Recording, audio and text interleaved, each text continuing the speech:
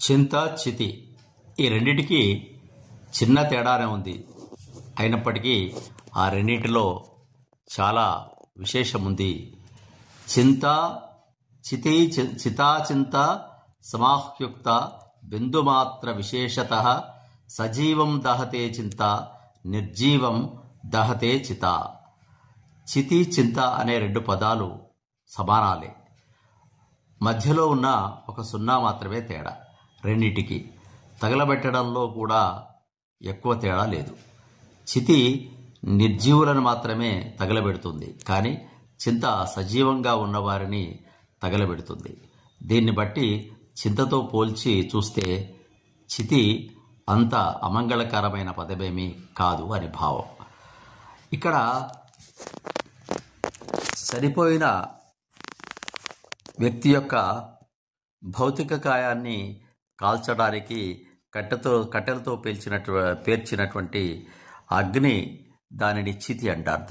దాని మీద ఆ భౌతిక కాయాన్ని పంచభూతాల్లో కలిసేటట్టుగా చేస్తారు.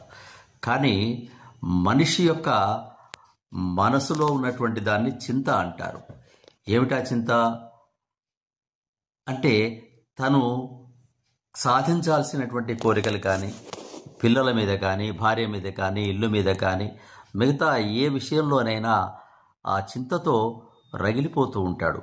అది నిలువెల్లా దహిస్తూ ఉంటుంది. ఆ చింత తీరక మనోవ్యాధిగా మారుతుంది. దానితో శరీరం కూడా ఇబ్బందుల పాలవుతుంది. ఏ పని చేయాలనిపించదు, తినాలనిపించదు, కూర్చోవాలనిపించదు, పడుకోవాలనిపించదు, ఎవరితో మాట్లాడాలనిపించదు, నలుగురితో కలవాలనిపించదు. ఇలా చింత ఒక రకంగా మనిషికి నరకాన్ని చూపిస్తుంది.